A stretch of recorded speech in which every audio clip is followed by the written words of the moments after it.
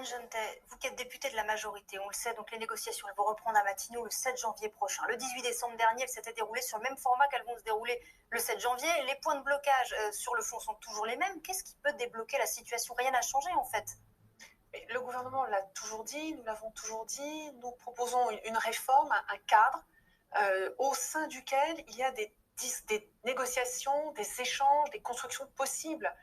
Tout ça a été mis sur la table, donc c'est ce qui va reprendre le 7 janvier, et nous en appelons à l'ouverture, à la discussion, et c'est vraiment possible. Je crois que le Premier ministre l'a redit, le président l'a régime universel.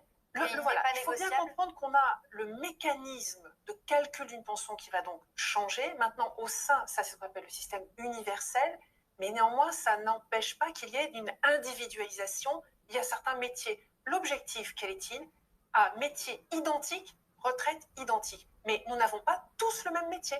Et c'est ça qui est sur la table aujourd'hui, et le gouvernement est prêt. Et donc le régime universel auquel est opposé notamment la CGT, ça ce n'est pas négociable. Ah non, ça ce n'est pas négociable. Le régime universel n'est pas négociable, mais encore une fois, universel ne veut pas dire uniforme. Nous avons tous des métiers différents. Et c'est ça dont il faut discuter. Et vous savez tout ce que vous allez avoir, vous, comme retraite aujourd'hui dans le système actuel? Vous savez très précisément dire, en fonction de votre carrière, ce qu'elle a été? Ah, pas du tout. Pas du tout. Alors, avec ce nouveau système, c'est pas mieux. À peu près. Je suis pas d'accord. Mais est-ce que les incertitudes ne sont pas encore plus grandes et on peut avoir un point qui soit gelé pendant de nombreuses années, par exemple? C'est pas du tout ce qui a été dit et avancé par Monsieur Delevoye dans son rapport. Il y a des limites très précises qui seront inscrites dans la loi, même pour justement que le point, sa valeur soit clairement définie et que les retraites surtout ne baissent pas au cours du temps. Et je renvoie là pour le coup au système Agirc-Arrco qui fonctionne à point depuis dizaines d'années et les pensions n'ont jamais baissé dans ce système-là. Donc arrêtons d'agiter des chiffons qui n'ont pas lieu d'être, des chiffrages qui n'ont pas lieu d'être. La réforme est juste et permettra à tous, avec le même métier, d'avoir la même retraite. Anne Genetet, de l'urgence. Le cap est clairement dessiné.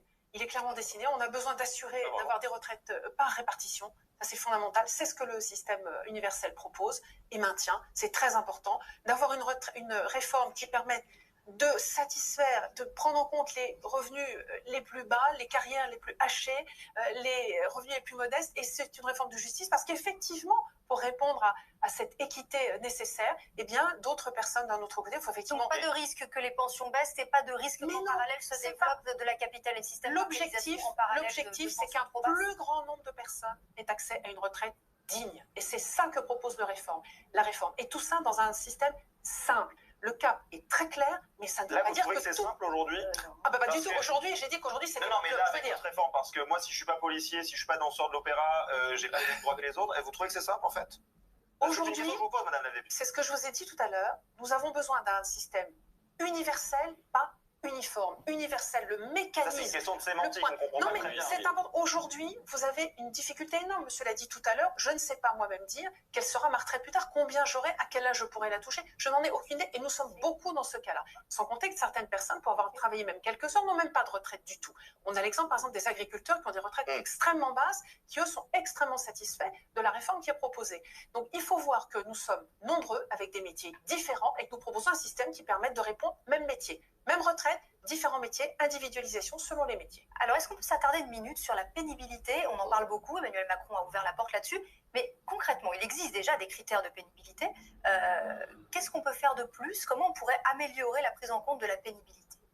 Ça passerait par quoi? La prise en compte de certains métiers que l'on ne reconnaît pas aujourd'hui comme pénibles, de certains critères supplémentaires dans la prise en compte de la pénibilité? Il y a des critères, effectivement, une dizaine de critères qui ont été pris en compte, qui ont été réduits effectivement en 2017, et les négociations sont là pour justement avancer, en redébattre, pour voir si effectivement ces critères qui ont été enlevés doivent-ils être remis ou pas. Quels sont d'autres critères? Sont-ils par type de posture, par type de produit, par type de comportement, de durée de présence au travail? Il y a beaucoup de choses qui peuvent être prises en compte et pas forcément uniquement par métier. Il y a des points communs à plusieurs métiers. Le fait de travailler de nuit, le fait de porter des charges lourdes, c'est pas lié à un métier uniquement, ça peut être dans plusieurs métiers. Donc tout ça doit être mis sur la table et c'est bien ce qu'a annoncé le Premier ministre.